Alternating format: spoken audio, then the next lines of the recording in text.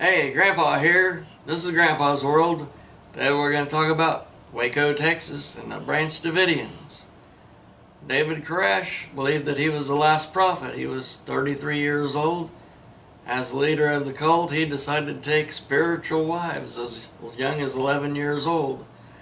A guy named Steve Snyder was his right-hand man and also his killer, but more about that a bit later. A religious sect called the Branch Davidians lived in Waco, Texas.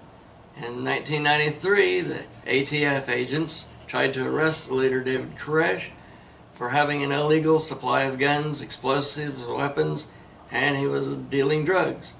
So, the federal agents had gotten as much evidence as they could. They got an arrest warrant for the whole compound. He refused to come out.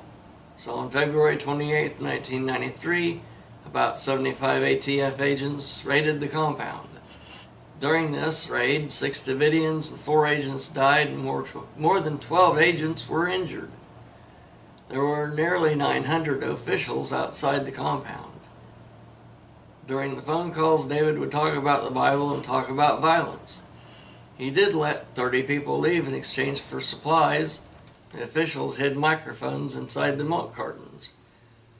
David did agree to surrender if they would let him tape a sermon and let it be on national radio, but then he reneged, so the law enforcement officials turned off the electricity to the compound and shined spotlights into the rooms so they couldn't sleep.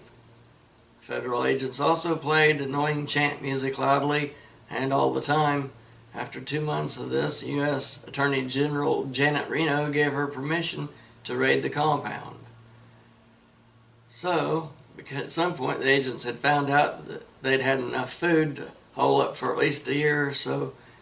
On April 19th, 1993 at 6 a.m., the FBI sprayed tear gas into the compound.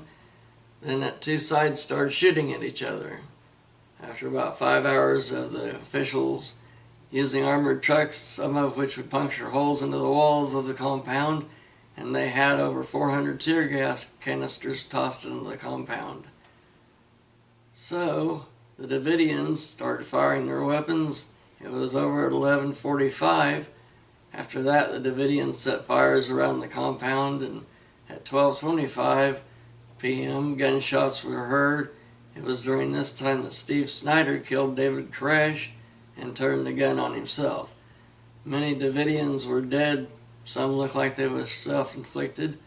There was many people who felt that Waco Siege was an abuse of power by local government. Hell, don't know. That's for somebody else to decide.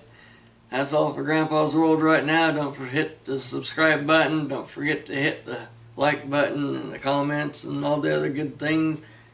We'll talk to you later on. Grandpa loves you.